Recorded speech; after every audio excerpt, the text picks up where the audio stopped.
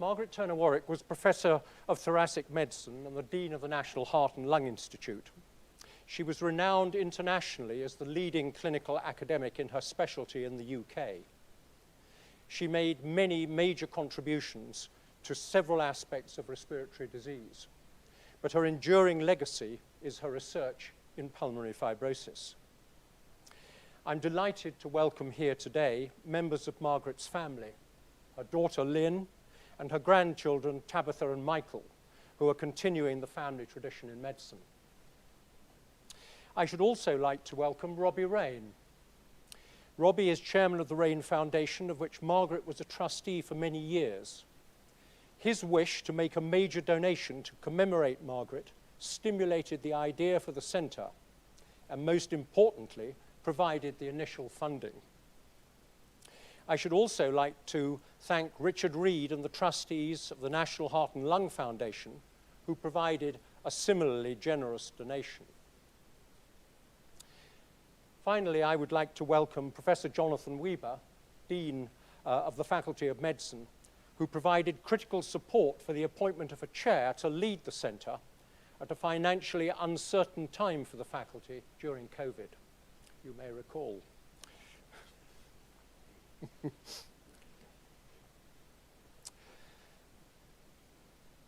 We are very fortunate to have appointed Professor Gisli Jenkins to the Margaret Turner Warwick Chair in Thoracic Medicine to lead the centre. Gisli was previously Professor of Experimental Medicine at Nottingham University. He has kindly agreed to give the 2022 Margaret Turner Warwick Lecture entitled Curing the Incurable. Professor Jenkins is an international leader in the field of pulmonary fibrosis. His research focuses on the biological basis for its development, translating this understanding into improved outcome for patients. He is the principal investigator of a number of longitudinal observational studies, including the Profile study, the Injustice study, and the UK interstitial lung disease post-COVID ILD study. In 2020, he was awarded the ERS Gold Medal in interstitial lung disease. It gives me great pleasure to invite Gisli Jenkins to give this year's Margaret Turner Warwick Lecture entitled Curing the Incurable. Gisli. Thank you.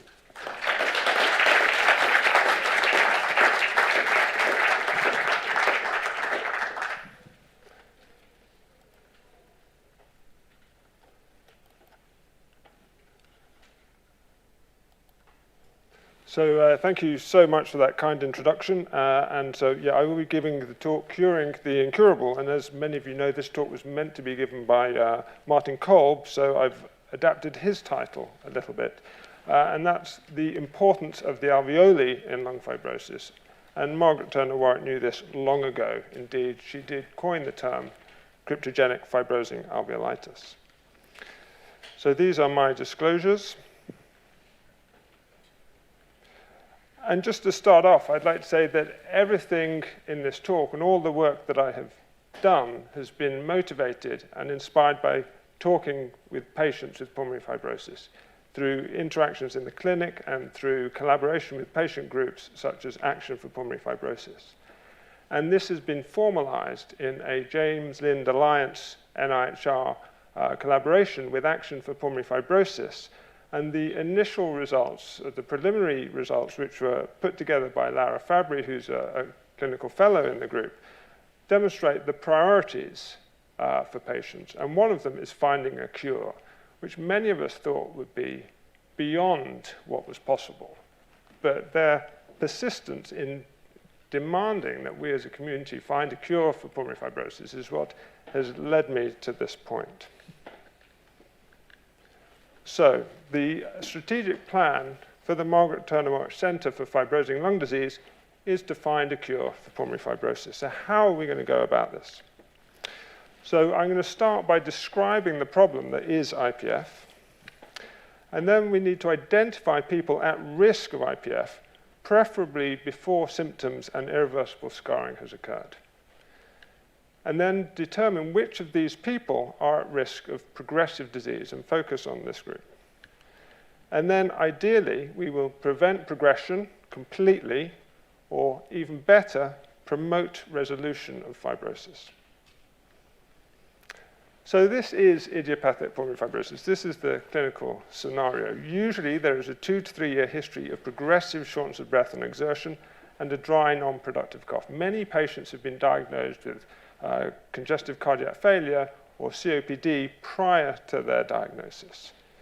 Ex-smoking is a big factor. So they're not current smokers. Only 12% of patients with IPF are current smokers. 75% are ex-smokers and gave up many, many years ago. So this is not recent ex-smokers. In contrast, it's about 50-50 for COPD. There's a history often of working in dusty environments such as building and manual trades. And we're recognizing now more the importance of family history. And I'll come on to that later. It's a disease of advancing age. There is a predominance in male sex. And again, importantly, it's associated with comorbidities such as systemic hypertension, type 2 diabetes, and ischemic heart disease. And this will become apparent, the importance for this will become apparent as we go forward. And on examination, we find digital clubbing, and you'll see this picture that I obtained from Margaret Turner-Warwick's thesis, demonstrating the key features of digital clubbing. So you lose the angle between the nail fold and the nail, and you get increased blood flow. And I'll come on to that later. And when you listen to the chest, you find Velcro inspiratory crepitations. And importantly, it's a progressive disease. So these are CT scans taken from the native lung of people who've had a single lung transplant. And as you can see in the non-transplanted lung, the small amount of fibrosis at time of transplant, and these are people who are ill enough to get transplanted, progresses over about 4-5 years. And without the transplant, these patients would undoubtedly have died of their fibrosis. And the incidence of IPF is rising. So it went from 1968 to 2008, it increased 6-fold. And in a subsequent analysis commissioned by the British Lung Foundation, we found that there was a doubling of the incidence of fibrosis in the 10 years from 2008. And there is no signs of it slowing down. And my prediction is that it will actually increase further. And again, you'll find out why during the course of this talk. And if you're unlucky enough to get pulmonary fibrosis, the survival is poor. The 5-year survival is worse than most cancers. It's not shown on this graph, but it's about the same as esophageal or gastric cancer, with only lung and pancreatic cancer having a worse prognosis. And the median survival, and these are data from the profile study, which I'll talk about in more detail, is about 3 to 3.5 years. But it's not just about mortality. It's important to remember that from the point of diagnosis until the end of life, that the condition progresses. There's progressive disability with increasing oxygen requirements, and this is a picture from a patient support group. And you'll see at the back, patients may be ambulant, they may require ambulatory oxygen, but as you see towards the front of this photograph, patients are often in wheelchairs requiring 24-hour oxygen towards the end of their life. So it's from the point of diagnosis onwards, there's a lot of disability. And it's an incurable disease. And a bit like the runaway train, at the moment, once it starts, nothing can stop it. And that's what we're trying to change. So I take this clip from, again, from Margaret Turner-Warwick's thesis. And this is wonderful. So she said, when a subject has been dominated by speculation for greater than 100 years, so now closer to 200 years, there is an important place for recorded anatomical observation. And what she also said in that is that finger clubbing was the explanation for finger clubbing was likely to come from biochemical and physiological studies. And I think this is true for all of pulmonary fibrosis. And this picture is of Margaret with Jeff Laurent, who is a biochemist and who is my PhD mentor, who helped supervise my PhD. And of note, we now think that finger clubbing is due to increased VEGF and PDGF, so Margaret Turner-Warwick was right. So this is the anatomy of normal lung, and the cartoon shows the key features. So you have a very nice alveolus. It's a beautiful structure made up of type 1 and type 2 epithelial cells. This is the capillary, made up of endothelial cells. This blue stuff, this is the interstitial matrix, which is the glue that sticks it all together. And there's not a lot else in there. There's the odd alveolar macrophage, the interstitial dendritic cell, and the interstitial fibroblast. And that's just shown here. And importantly, the basement membrane on which the type 1 and type 2 alveolar epithelial cells sit is shared with the endothelial cells where it joins the vascular bed. And it's a very thin structure. And it's easily damaged by things like oxygen-free radicals, inhaled smokes and dust, and even before COVID, it was damaged by viruses such as flu and RSV. And then from the circulation, it can be damaged by immune-mediated injury. And the outcome when this happens is the same. You get fibrosis. And this micrograph is taken from a patient who had pulmonary fibrosis. And as you can see, the very fine, delicate structure is completely obliterated. You've got this thick interstitial matrix. This is fibronectin and collagen-rich matrix. There is inflammatory cells and apoptotic cells within the alveolar lumen. So you see here, activated macrophages, neutrophils, lymphocytes, apoptosis. And the basement membrane is destroyed. So this basement membrane is destroyed, and that's important. Again, you'll see why later, because it allows interaction between the bronchialized epithelium and the proliferating fibroblasts, which secrete the fibronectin and the collagen. So what our goal is to understand the journey from normal to fibrotic lung. And what we know is it takes a long time. So that's the first thing to say. As I said, 75% of patients are ex-smokers, but they gave up 30 years ago.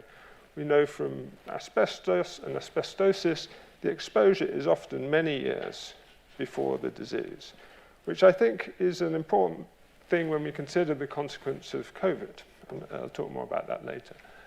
And so then from exposure, in early adult life, you develop these things called interstitial lung abnormalities, which are asymptomatic, and we wouldn't know they existed if we hadn't started doing screening studies, because we haven't normally CT'd people who don't have symptoms.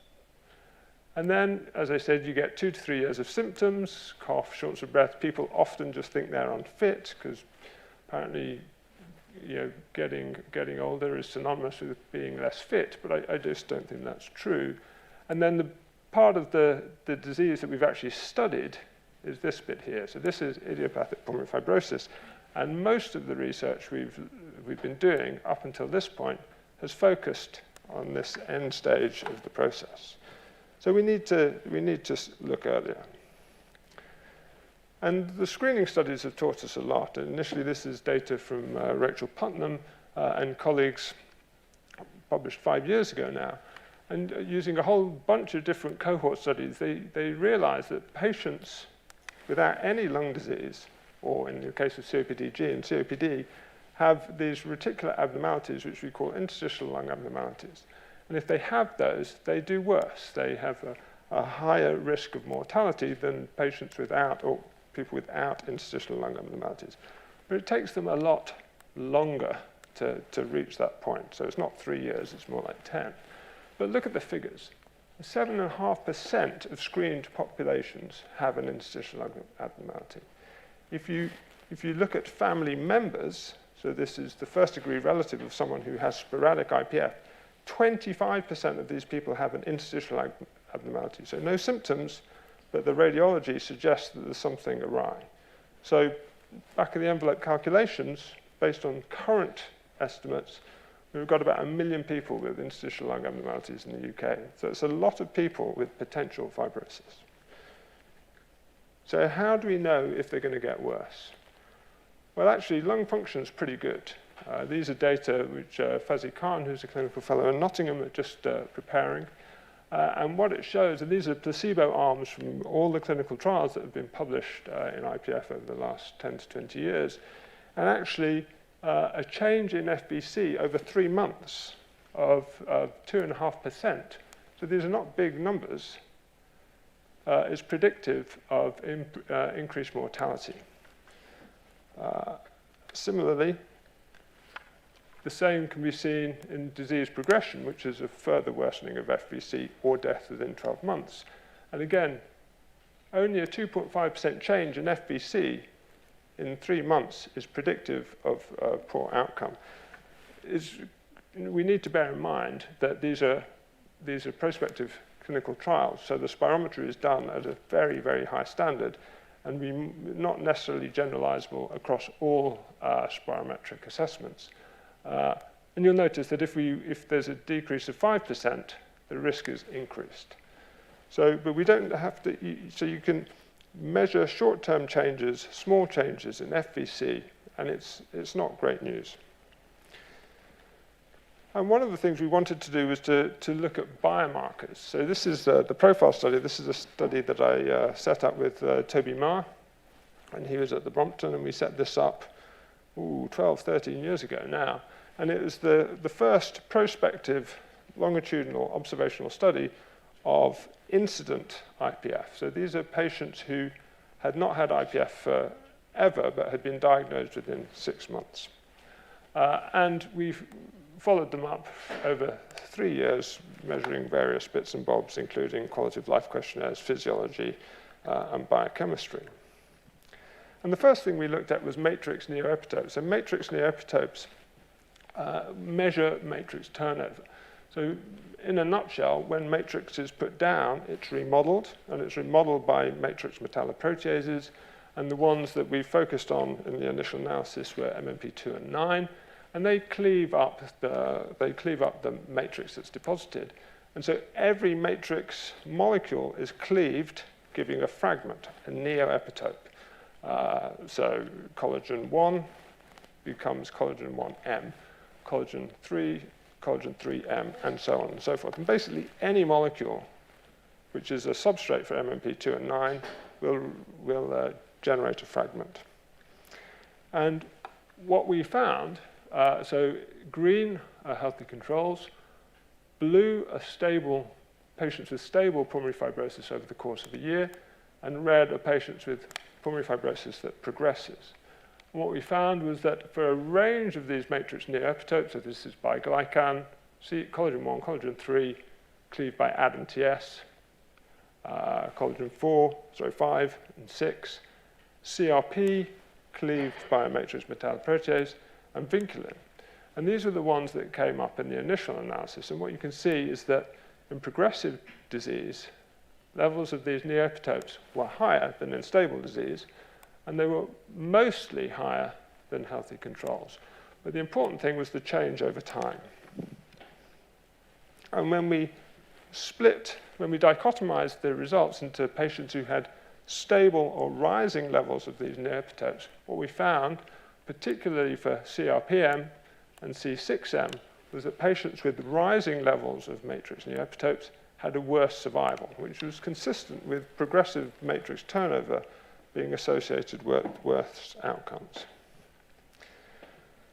We then looked at an unbiased proteomic approach to see whether we could discover other novel biomarkers of pulmonary fibrosis. So we stratified by disease versus healthy, progression versus stable, and change over 3 months and mortality. And what was not surprising was that surfactant protein D, a marker of epithelial injury, and MMP7, another marker of epithelial injury, were able to distinguish disease from healthy. And we've seen this in early ILAs. These things rise early. What did surprise us a bit was that the best predictor of progression was CA19-9, carbohydrate antigen 19-9, which many of you will be familiar with as a pancreatic tumor marker.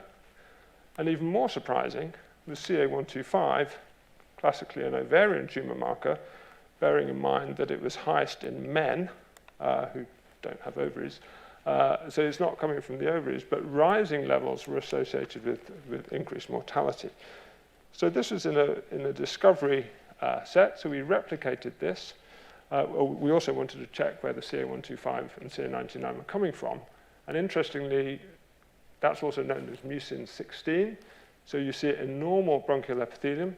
Carbohydrate 99 It attaches to carbohydrates, which are a component of mucus. Again, you see it in normal bronchial epithelium, but it's hugely upregulated in the honeycomb cysts of patients with fibrosis. So you see it in the epithelium, and they're just churning out mucus which gets stuck in the honeycomb cysts, and these label that.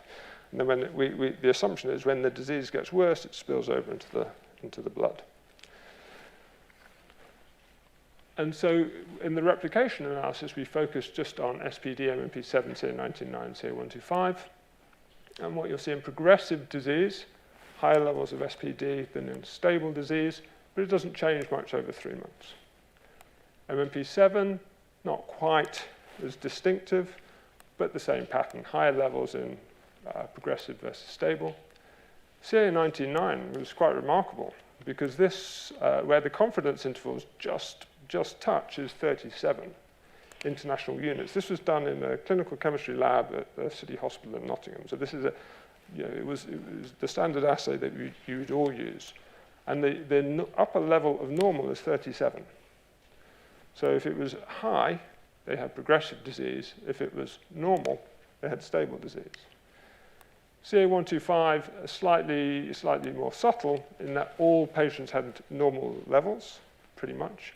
But if it rose over 3 months, then they had progressive disease. And again, when we dichotomized to those who had rising levels of these biomarkers over 3 months, patients with rising levels of CA125 had an increased mortality, so 2.5 increased risk of mortality, which is substantial. In fact, that was the highest we've seen in any of our biomarkers. Didn't change much with SPD and MMP7, which we think reflects the time it takes for this stuff to change. So what happens if we add biomarkers to lung function, and if we look at lung function together? So these are some data produced by Hanan Feinberg, who's here in the audience today. And so initially, there's a whole load of prep that went into this, but basically using artificial intelligence and self-organizing maps, you can cluster patients into 4 types based on lung function. So patients who have progressive disease over the course of 3 years, those who have an initial decline and either sadly pass away or stabilize out. And then you have those who improve a bit over the first year, and then they gradually decline. And then you have a group of patients who are stable for the whole 3 years. And the more dots, the more people in that cluster. And so this is the biggest cluster. This sort of, as I call it, the Newtonian cluster, is fairly common, about a third of patients. And 14% of patients have stable disease. And I think we've all seen this group of patients in clinic, the patient who doesn't seem to get worse. So is there anything about these clusters that we can learn biochemically? Well, bottom line is that this group tend to be younger, tend to be never smokers. These have more current smokers. Bear in mind, there aren't many current smokers at all. And they have a high level of SPD. So epithelial injury is driving this. And just a little bit on the MMP7, mainly because it's been measured by so many people. So we've been able to do a meta-analysis on it, as all the other biomarkers haven't been replicated enough to do a meta-analysis. But what we see is that high levels of MMP7, again, indicate progression. So you can measure this at baseline, and it will predict progressive disease. And that's with every, that's the increased risk with every standard deviation above the mean of MMP7. And similarly, mortality, so the higher your MMP7, the higher your risk of mortality with pulmonary fibrosis.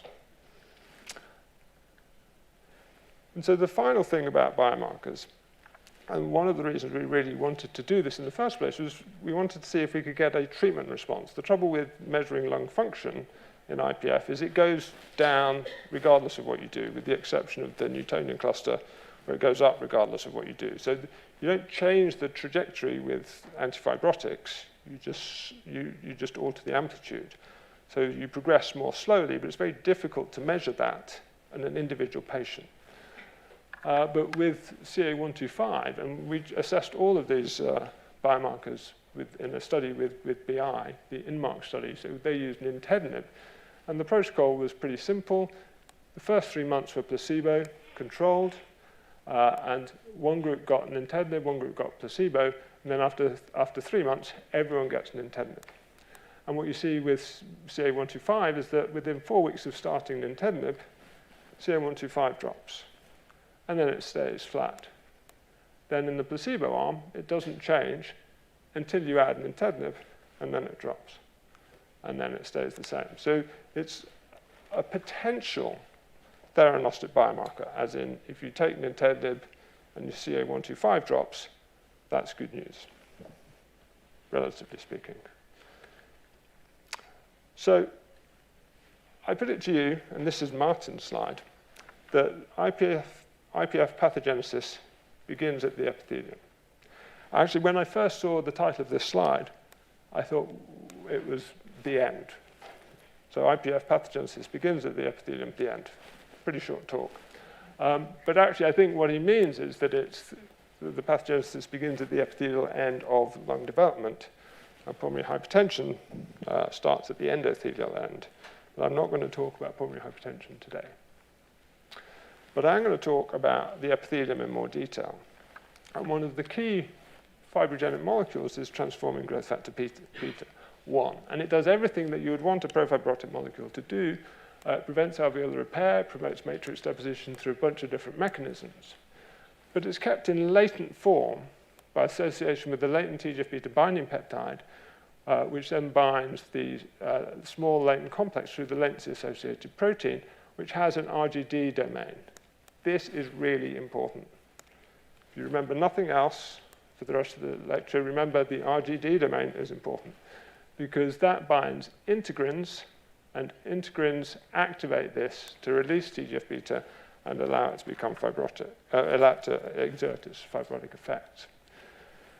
And integrins are cell surface heterodimers. There are 18 alpha and 8 beta subunits. They heterodimerize to form 24 different combinations, and 8 of them contain an RGD binding domain, which means they can bind and activate TGF-beta. And we've shown that 5 of these can do this in vitro, and actually most of them can do it in vivo.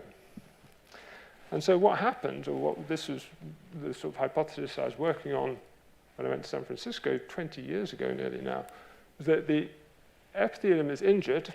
That causes something to happen within the epithelial cell, which promotes cytoplasmic tug on the cytoplasmic domain of the integrin, which exerts pressure on the latent TGF-beta binding, the latent associated peptide of TGF-beta-1, which allows it to be released from the latent complex, bind to its receptors, and then induce profibrotic signals. So we thought if we can find out the mechanism by which this happens, we've got a plethora of targets to try and inhibit. And so if we used LPA, which is a G protein coupled receptor agonist, what happens, this is an epithelial, it doesn't really show so well, but these are epithelial cells, very relaxed. And this is the beta-6 integrin. I don't know if you can see that because of the lighting, but there's beta-6 integrin around the cell surface. And this is the actin cytoskeleton. And if you stimulate this with LPA, it changes the shape. And you get pronounced stress fibers, and you get relocalization of the integrin to focal contacts. And we believe it's this physical restructuring of the integrin that activates TGF-beta. And there are a number of different molecules that we've been shown to do that. So lysophosphatidic acid is one, but thrombin and S1P, which we've developed a recent interest in and are collaborating with Jodie Rosenblatt from King's on looking at this, activate their respective G protein coupled receptors to activate G-alpha Q11, Rho A, and Rho kinase. So we mapped this out in pretty great detail in vitro. Was it happening in vivo, and what was the effect? So we knocked out the G-alpha Q11 signaling pathway in epithelial cells of mice, which was quite a Herculean effort undertaken by Alison John. There's a lot of crossing and breeding, and it was hard work. It was for Alison. And what you can see at 2 weeks, the lungs are essentially normal postnatally. But at 6 weeks, you see these inflammatory lesions, which just get progressively worse over time, and you can see that the air spaces are increasing. So there's inflammation and emphysema, and following the principles of Margaret and Warwick, we assess this anatomically by measuring mean linear intercept, and it gets increased in the knockouts. Physiologically, by measuring lung function in the mice, so total lung capacity was increased, residual volume was increased, consistent with emphysema. And biochemically, by measuring MMP2, 9, and 12, all of which were increased. It wasn't developmental emphysema, it was matrix metalloprotease-induced emphysema, which we see when the TGF-beta pathway is inhibited. And so we looked at TGF-beta activation in the lungs of these knockout mice, and it was reduced. So there's reduced TGF-beta1 in lung protein, and using macrophages as a reporter cell, we were able to detect reduction in phosphorylation of SMAD2 in the macrophages. So knocking out GQ11 signaling in the epithelium only leads to reduced TGF-beta activation in the lung. And indeed, if we ventilated these mice, and this was a collaboration with Taka Masaka,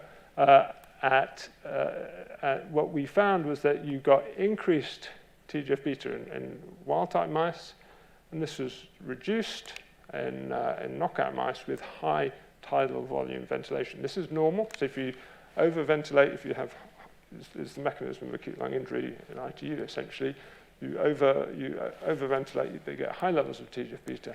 You protect the mice from this when they don't have TGF-beta signaling in the epithelium.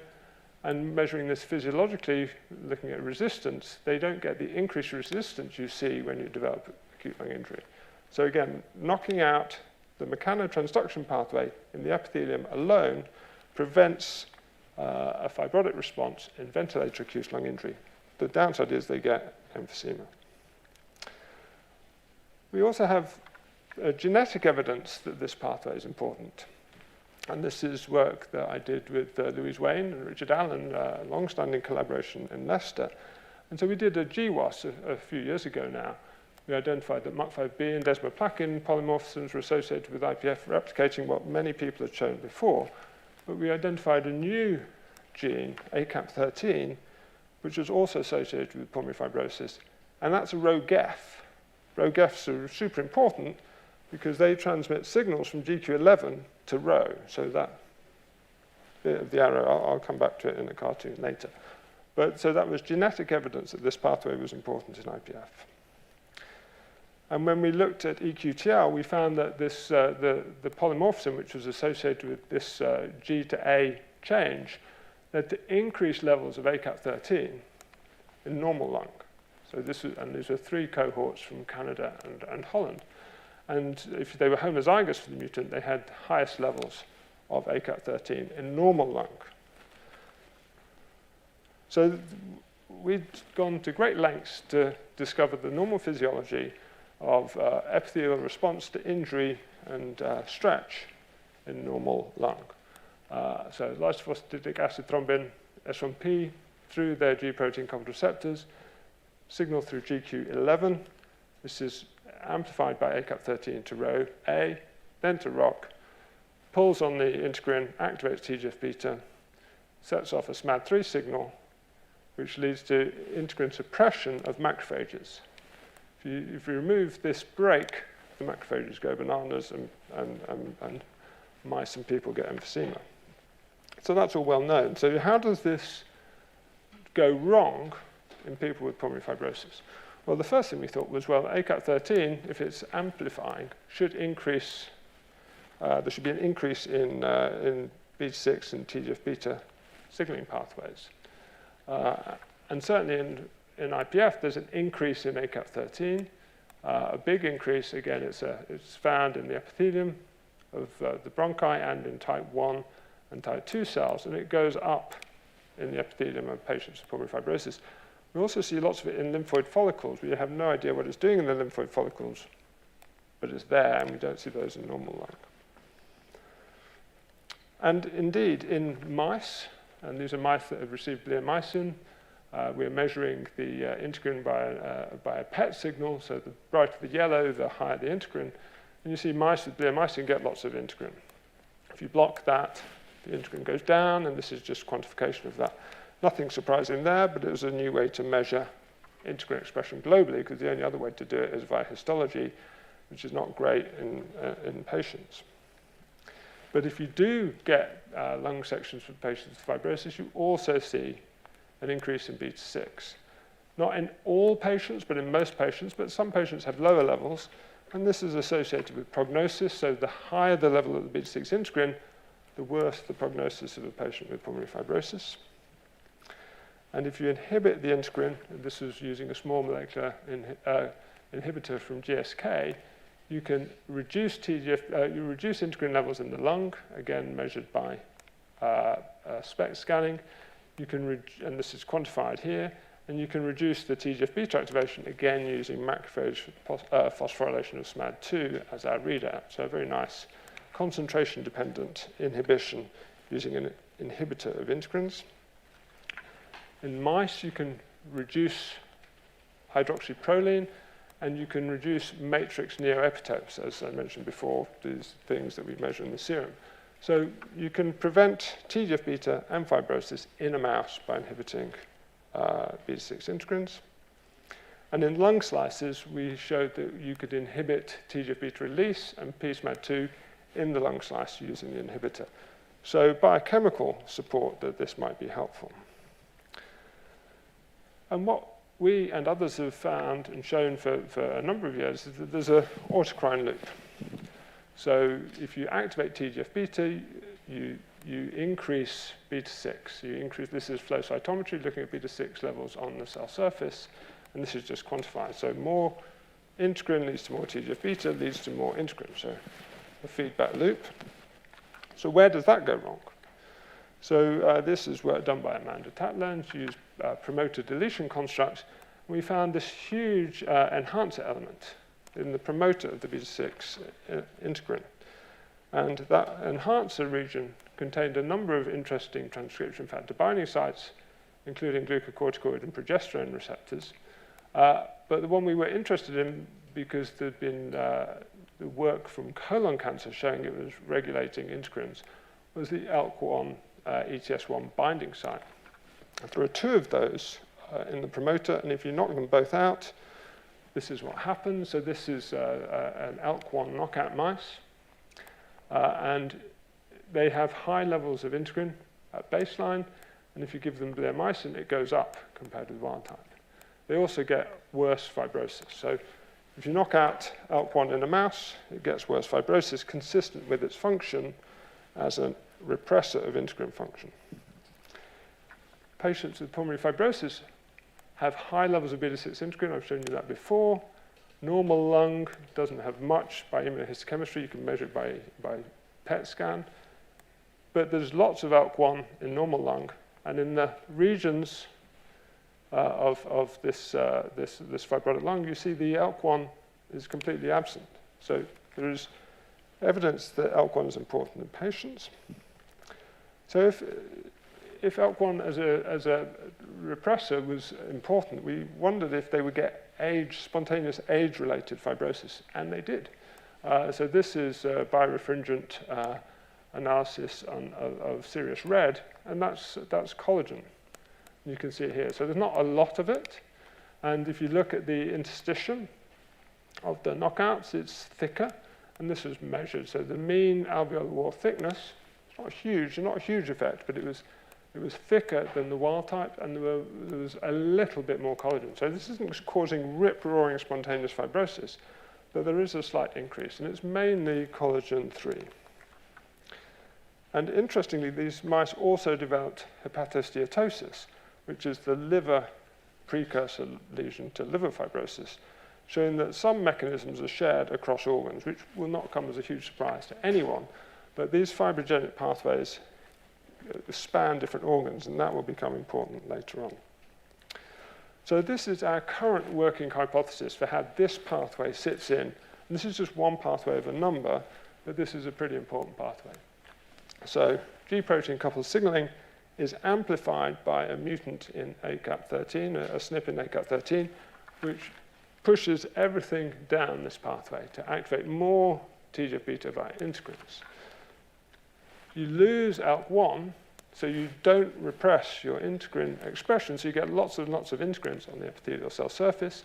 If the basement membrane is disrupted, that allows the epithelial cell to interact with the fibroblast, and these fibroblasts secrete matrix, and that's what causes fibrosis. So there's nothing necessarily intrinsically wrong with the fibroblast, but they're being led astray by their neighborly epithelial cells. So what about COVID-19? Okay, the reason I got interested in COVID-19 will become obviously apparent, but it's the exemplar example of viral-induced epithelial injury. It's caused by the SARS-CoV-2 virus. When I counted yesterday, it's about 250 million infections, cases rather, so double that for infections, about 5 million deaths. Unvaccinated, the hospitalization rate's 8%. At the last count, 575,000, give or take, admissions, 435,000 discharges. And the data suggests that patients who are discharged from hospital with COVID have breathing problems, and a substantial proportion may get long-term breathing complications. Severity of disease is worse in older people, male sex, comorbidities, hypertension, type 2 diabetes, and ischemic heart disease. Does that sound familiar? Yeah, these are exactly the same risk factors as you have for idiopathic pulmonary fibrosis. So this is where I got really excited. Remember I said, remember the RGD domain. It's really important. Well, within the SARS-CoV-2 receptor binding domain, that's this bit here, there is an RGD domain, which means, in theory at least, it can bind integrins. So SARS can bind integrins in theory. The thing is, it's a cryptic domain, so it's this little red bit in here, which means at resting state, it won't bind integrins because it can't, there's physical interaction.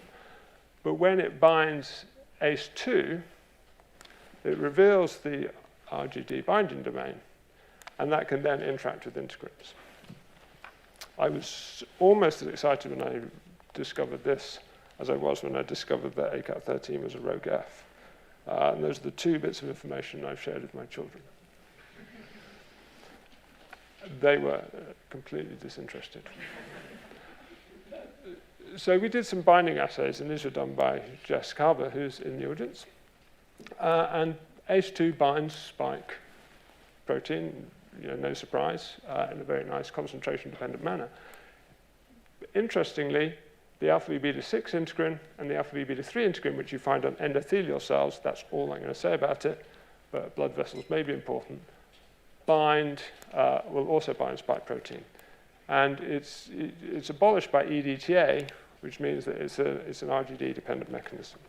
So at least in a solid phase binding assay, there is evidence that spike can bind integrins. What does this mean for viral cell entry? And these are data that we produced with Tom Peacock, who worked with Wendy Barkley. What you can see is that SARS has a KGD domain, which also binds integrins. So these are pseudoviruses with expressing luciferase, and so you can measure viral entry by the amount of luciferase.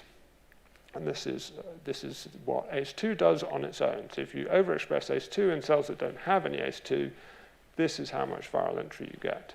And you get nothing if you only overexpress the integrin.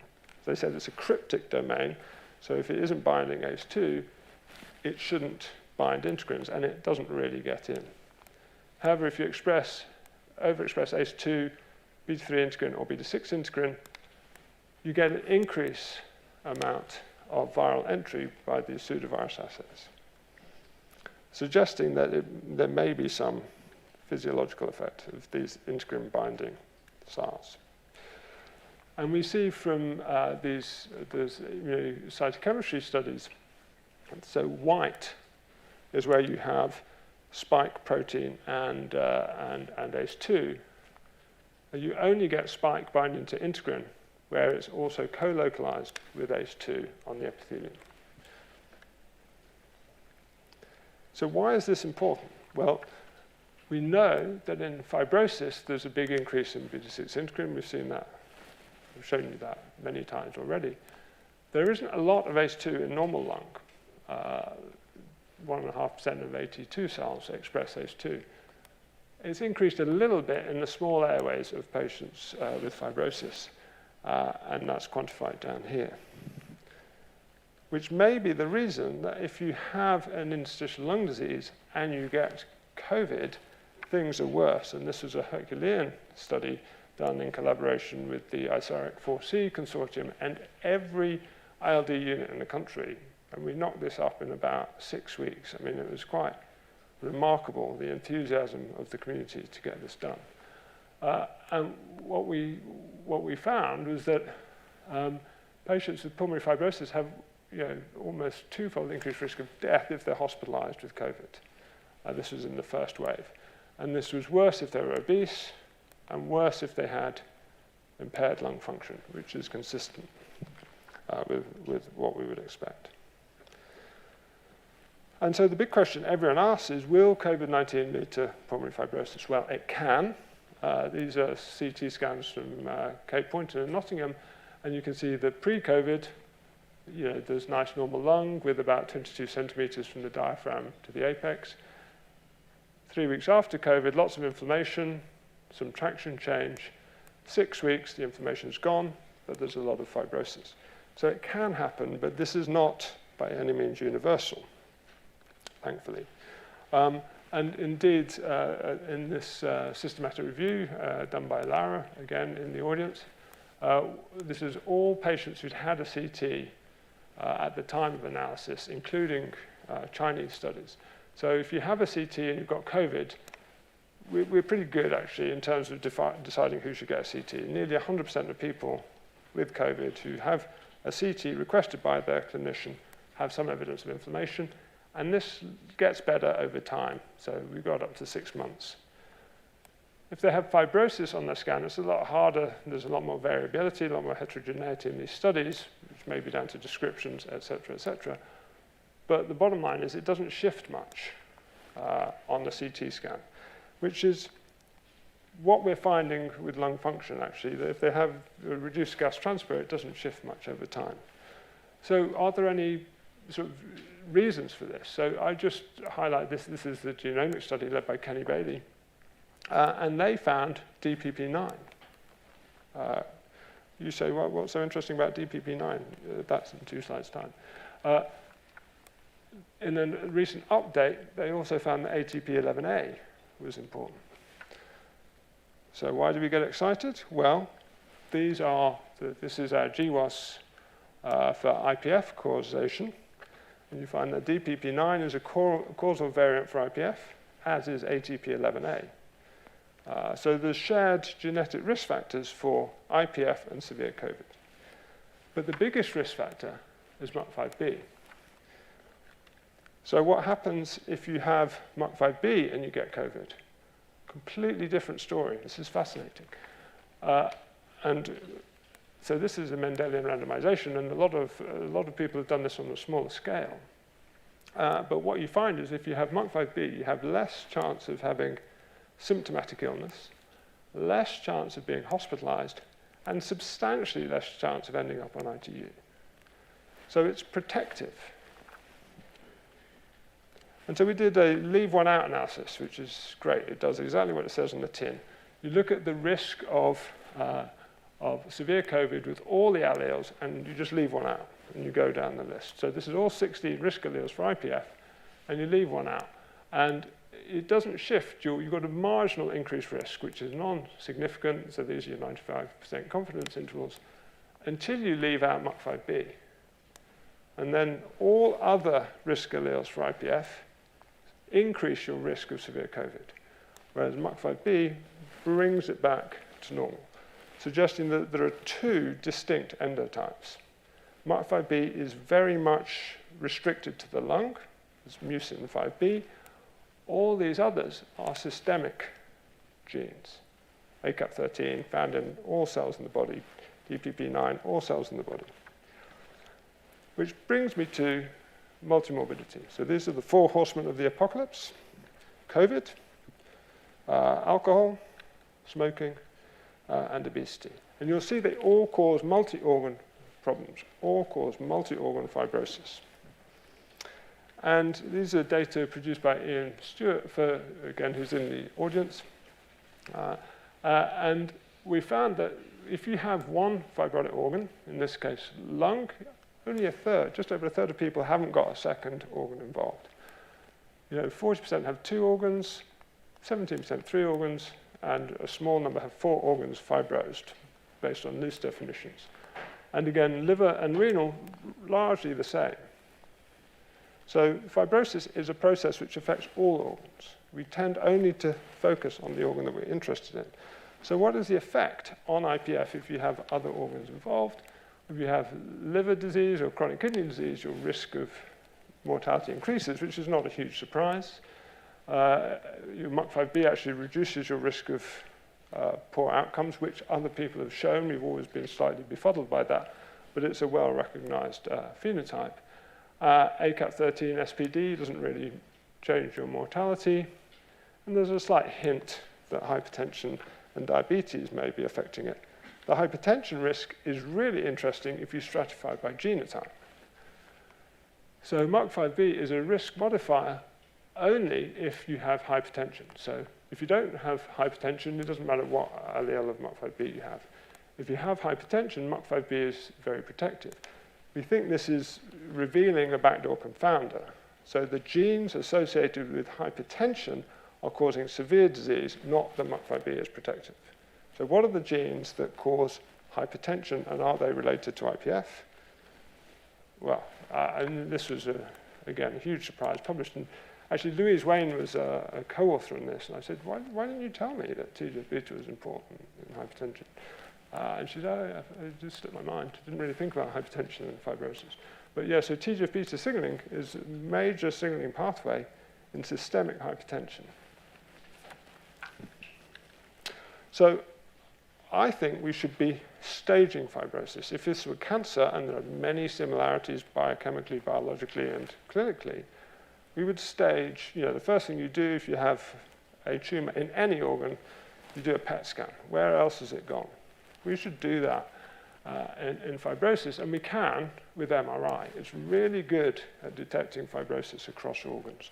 There's a little bit of work to be done in the lung, but lung elastography is coming, and it's dead easy in the rest of the organs. And we know this is important because in short telomere syndrome, the progressive fibrosis knocks off organ after organ after organ, and ultimately pulmonary fibrosis is prognosis defining because the lungs are so important, for want of a better word. So we really need to get the fibrosis before it hits the lung. And now there are ample ways that we can do that. And then we need to remap IPF. I mean, we know if we've learned one thing we've learned lots of things from the COVID pandemic, but the recovery study, the remap CAP study, these platform studies are the way forward. We've got loads of targets. I'll just highlight some of them. Many of these are cheap, metformin, easily available ACE inhibitors.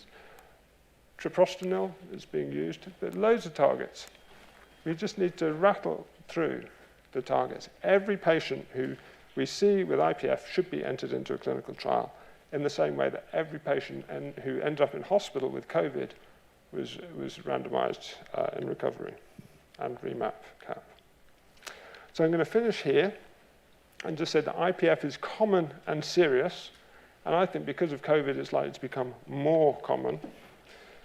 It's genetic and environmental risk factors for IPF that prime the alveolus for fibrotic response to injury. So in a way, the injury is less important than the host response. So if you've got the wrong genes and you get COVID, fibrosis may ensue. Alveolar injury leads to G protein-coupled signaling, which activates TGF-beta by the alpha-V beta-6 integrin. And we have a suite of biomarkers that relate to prognosis, endotype, outcome, and we may be able to use these to develop predictive models and to guide therapy. There are a number of targetable mechanisms that we can investigate.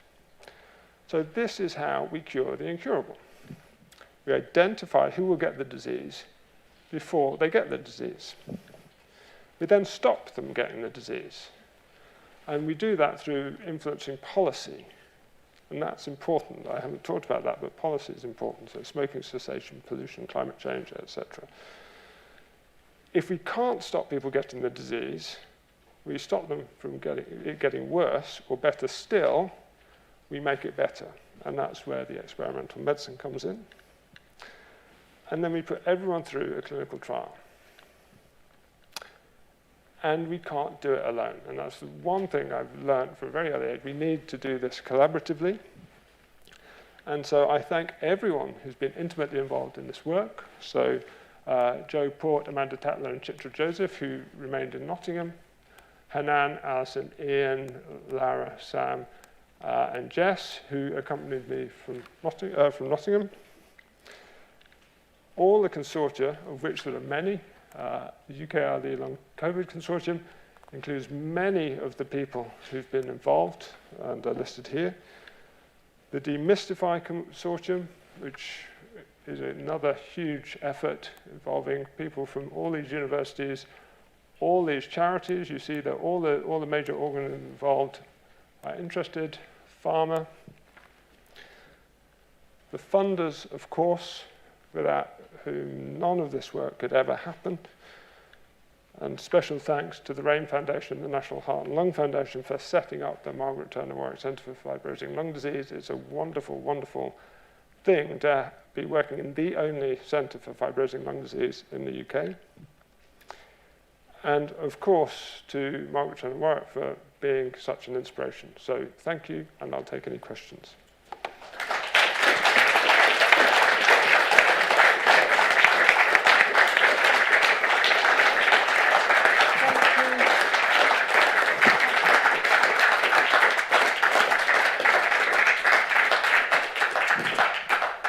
So thank you very much, Gisli, a fantastic talk on how we're going to move forward. We can take questions from the floor, but also if you're listening online, then if you can type your questions into the chat, then Alison will read them out to us. So I'm going to start off, take chair's privilege. I was really interested in your aged elk mice, and I just wondered, was there a sex bias in the development of disease, and have you kind of given them a second hit with a kind of injury model?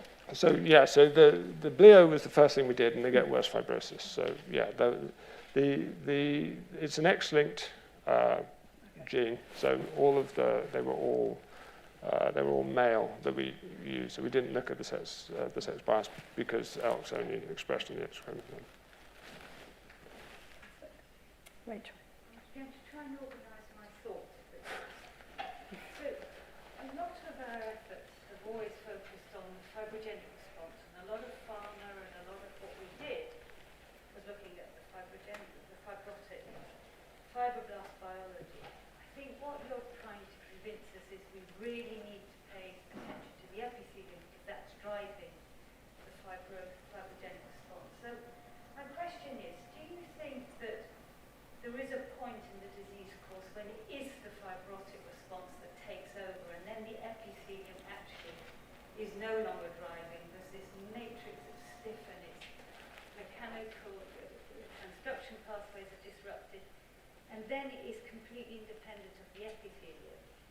And therefore, there are potentially two phases to this. And if your paradigm of getting patients early, then really we need to get an epithelial biology focused therapeutic approach. But if we've got patients that are halfway down the course of their disease, we still have this issue that the fibrogenic response might be independently generated or feed-forwarding itself. No, you're absolutely right. So we see this with TGF-beta activation. So the epithelium will drive signaling to the fibroblast, but you can activate TGF-beta, as you know well, through other integrins, so non-epithelial specific integrins. So the alpha-V beta-6 integrin is only found on epithelium, not anywhere else. But alpha-V beta-5 is found in mesenchyme, and alpha-V beta-1 is found in mesenchyme. So it is possible that they can become autonomous.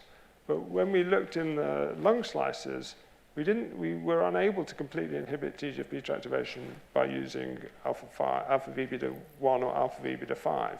So it's possible that you can develop autonomous TGF-beta signaling in a fibroblast, but we didn't see that in a tissue slice.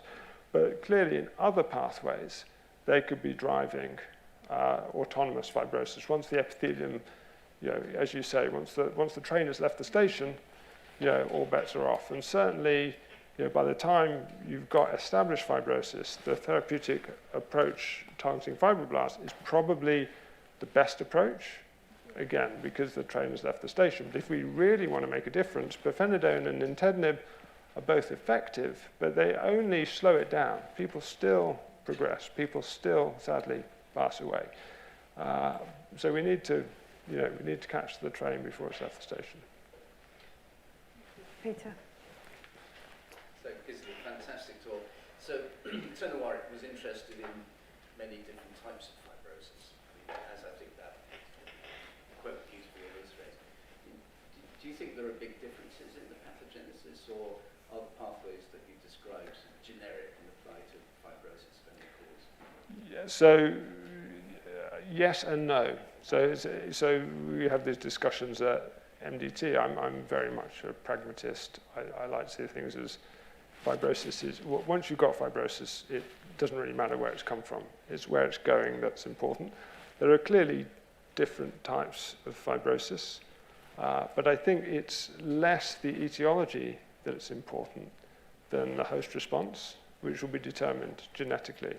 So, fibrosis caused by chronic hypersensitivity pneumonitis, in a subgroup, they do just as badly as IPF, and we see this with the new sort of description of progressive pulmonary fibrosis phenotype.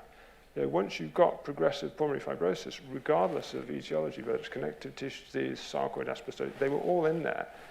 The outcomes are bad. It may not be, there may be subtle differences, there may be a few months here or there in terms of overall prognosis, but actually they all progress. So once the fibrosis becomes autonomous, it doesn't matter where it's come from. So again, I learnt my analogies from JBT, but again, you go through trains, many ways to get to London on a train. You can try and block them one by one, but you maybe want to focus closer to the terminus. Dodie. That was great. I guess what I'm wondering about, baked into this, it seems like senescence is at play, but I also find it really interesting that you have early smoking or early damage, and then there's this lag period. That's very confusing to me. And do people, if they continue to smoke, have less chance? I mean, it kind of Counterintuitive. Yeah, so prescribe cigarettes. So this is what my patients say, I should have given up smoking. I shouldn't have given up smoking then. I say, no, you'd have died of lung cancer 10 years ago. So there is an advantage to giving up smoking. And the way I look at it is that whilst you're smoking, you're shortening your telomeres. So, you're essentially aging yourself, but not sufficient to cause disease. You need time after that to age you further. And that's the simplistic way I look at it. So you've just, you've chemically aged yourself, but you still need more time to develop fibrosis. Could the smoking be upregulating MUC5B? It's possible. I haven't looked. I don't know if anyone else has looked. We don't quite know why MUC5B causes fibrosis. It's the sort of the best explanation we've heard for why MUC5B causes fibrosis is that it allows the fibrogen to be in contact with the epithelium for longer. But there's very, very limited evidence for the mechanism of MUC5B-induced fibrosis. And it's not for want of trying. There's been a large number of studies which have just haven't nailed it yet. Isn't it protective, did you say? No, the MUC5B minor allele increases your risk of IPF, but is protective of severe COVID, which is completely different to all the risk alleles for IPF. Justin. Thank you for a wonderful talk. I was intrigued by your ideas for repurposing common drugs for santin for given that we had huge numbers of people already taking these for many years, can we look back and see if there's any evidence that they were protected against it? So people have done that. The problem is always confounding by indication. So you don't give people a drug unless you think it's going to work. And you know, there could be knock-on effects which you know, make it difficult for us to deconvolute that. But when people have looked, the things that seem to be protective are simvastatin. ACE inhibitors, not so much. Aspirin, not so much. But there's not... I suspect part of the problem is that there are different endotypes. There are different patterns of fibrosis. So I don't think everybody will have fibrosis of the lung, liver, kidney, and heart. So we probably need to target the right patients with the right modality. Gisli, back to alpha beta 6 in multi-organ fibrosis. I'm trying to bring that theme back to your alpha beta 6 because that's epithelium restricted. And TGF-beta applies to all these other organs as perhaps the final fibrogenic factor. Then alpha beta 6 doesn't have a monopoly on all these other organs. What do you think may be the parallel mechanism that leads to TGF-beta activation that's autonomous? Well, every organ, with the exception of the heart and the brain, and the blood vessels, has an epithelial surface. So certainly we see that alpha beta 6 integrin are important in liver fibrosis and kidney fibrosis. They're not as important as in the lung. There are other mechanisms, so kidney particularly, there are other mechanisms to activate TGF-beta, so plasmin, for example. But it's important in the liver. There are data, I don't think they're published yet, showing that inhibiting alpha beta 6 is beneficial in liver fibrosis.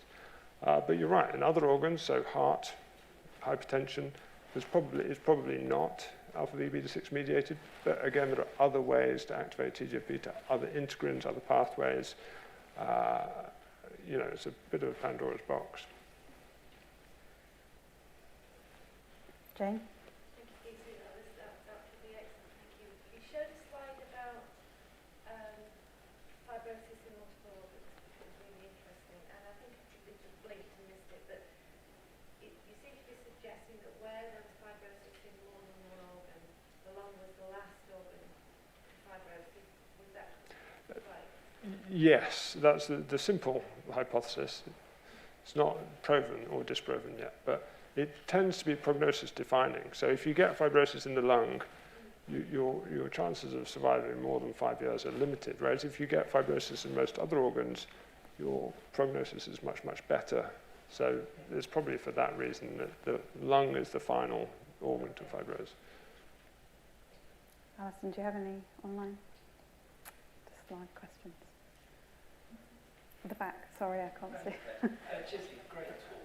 You mentioned about the RGD domain, which is shared by the coronavirus. Do you think that that could be harnessed as a vector with therapeutic intent for antagonizing the fibrotic process at the level of the integrin? Yes, and there are studies ongoing. I don't know if they've been, I know they were planning to get them through to CPAC. There is a biotech company that was making them,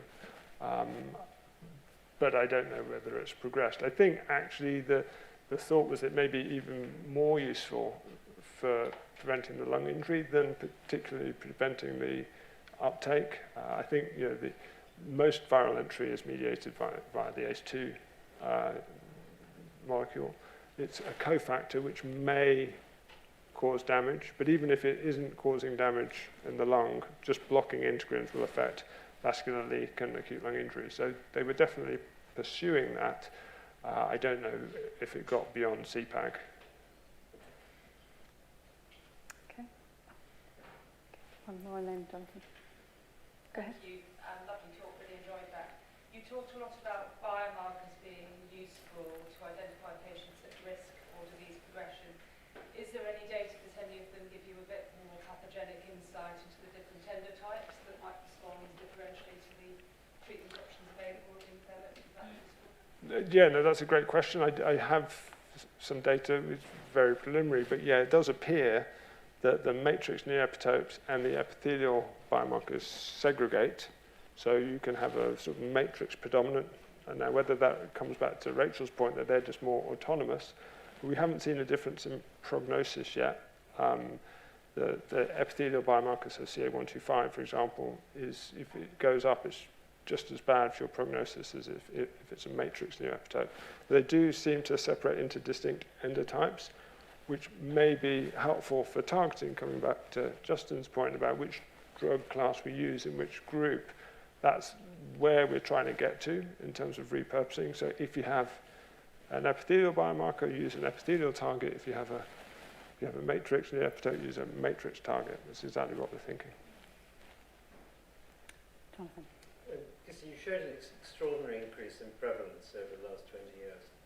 So is that because susceptible people have stopped smoking?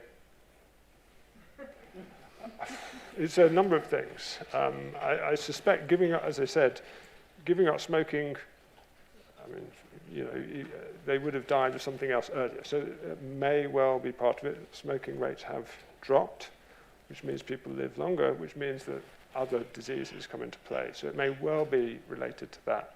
It's definitely not just ascertainment bias. Again, we can look at when CT was introduced. It didn't. There was a slight peak, but the trajectory overall didn't change. It's a real increase. If you look at other fibrotic diseases, for example, I mean, asbestos is doing a similar thing, a slightly different time scale, but sarcoid, flat, chronic HP, not so much. So it's not just ascertainment. So it's probably aging. It's probably, you know, other, you know, smoking cessation, other risk factors, you know, pollution levels. Interesting to find out. Fantastic. I think you said there was something like 14% of your patients have static disease. My first question is, when you first see a patient, can you, the expert, tell which category they're going to be in? No. Okay, the second question is, do you think that out there's a great deal more people with the static disease who essentially don't think they're symptomatic because they're elderly, they don't take a lot of exercise, but they may be a substantial number of people with static fibrosis? So potentially yes. I mean, so first thing to say, it's static lung function. Actually, they still sadly die, not as quickly as patients who have progressive loss of lung function. So there's something else at play.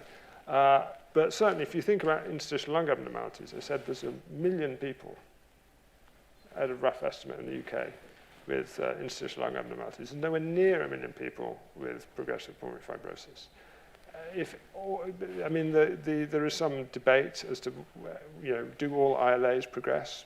Some people say yes, radiologically. Do they all progress to a disease which is fatal? Definitely not. So there are definitely people who have static fibrosis. By the time they develop symptoms of progressive breathlessness, it's probably not static. Whatever happens to their lung function, it's obviously better. You know, it's a better outcome if the lung function stays stable, but there's still fibrosis going on. But there probably is a large proportion of the population who have fibrosis which will never cause them any problems. And then they die of something else? Yeah. Great. Okay. Thank you very much for a great stimulating discussion. I'd just like to ask Visha to give a vote of thanks.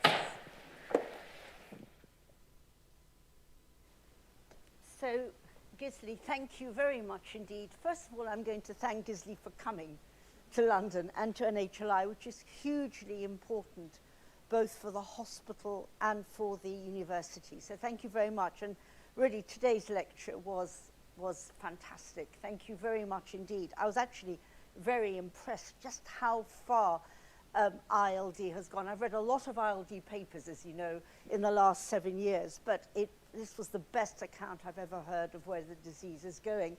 And I somehow feel that that one of the most important things we heard today was fibrosis in other organs. And by picking up fibrosis early in other organs, maybe we will be able to detect lung fibrosis at a very early stage.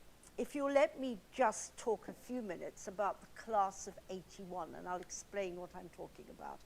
So the class of 81, I was an SHO to Margaret Turner Warwick, hugely, hugely lucky to be able to sit through 1.5 day ward rounds, Gisli.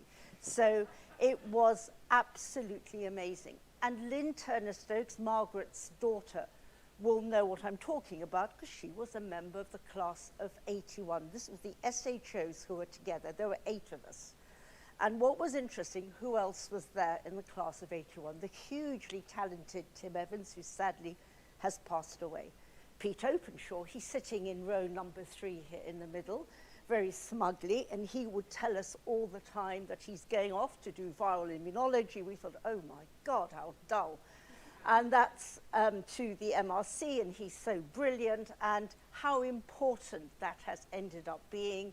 And Peter has obviously become a world leader in RSV immunology. We then had Eric Alton, and Eric was telling us, as an SHO, I'm going to cure lung disease with the genes. Then we had Rob Wilson, who was already doing research as an SHO with Peter Kolb on infections. So there was this amazing impetus, and Margaret Turner Warwick really inspired us. She was clinically excellent, there was no doubt about it.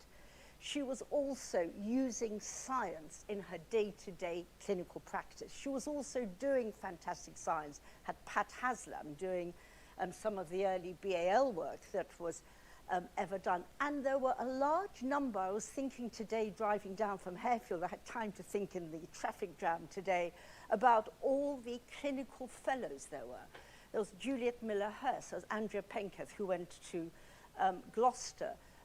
There were others. Margaret Johnson was doing research at the time, who was been at the Royal Free all the time. So there were a lot of women as well here in the Brompton and NHLI at the time. So Margaret was clinically excellent. She used science, and she did science to the very best. She had an interest in biomarkers, all the things that the new centre will take forward. And particularly, she was inspirational to the juniors. She was absolutely amazing and encouraged us all to go into a new orbit, into a further orbit with respiratory medicine. And all of us I've mentioned took on subjects which were quite tough and maybe not that fashionable. And you know, ILD, as you said, was not at all fashionable. It was an incurable disease, and it has been made curable. So to finish off, I would like to thank our guests from the RAIN Foundation and from the NHLI Foundation for their generous support. I'd like to thank members of Margaret's family for coming here today.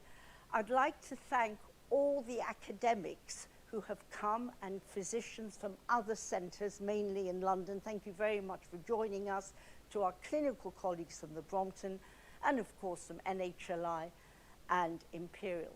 And I would really like to wish Gisli, you and the new centre, all the very best. Never, never has there been a better time to have a centre for fibrosing lung disease in the wider sense. We've got COVID now, we're going to get much more pulmonary fibrosis. So what is important is that you use the principles that Margaret Turner Warwick started in order to develop your work and be very successful. So thank you very much for everything.